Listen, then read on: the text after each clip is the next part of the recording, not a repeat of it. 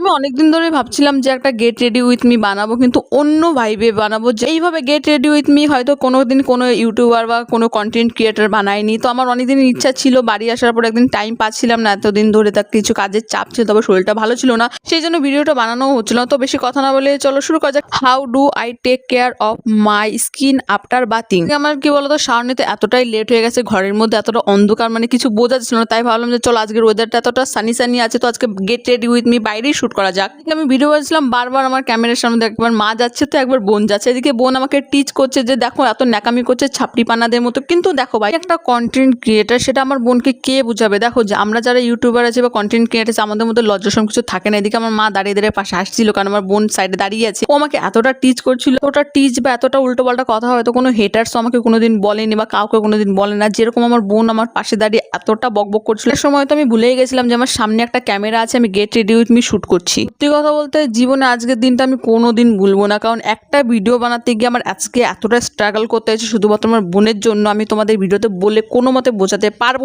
যে কি পরিমাণে স্ট্রাগল করতে হয়েছে। এতটা স্ট্রাগল যদি আমি আমার অন্য কোনো কাজে করতাম, সত্যি কথা বলতে আজকে আমার ক্যারিয়ারটা দাঁড়িয়ে যেত।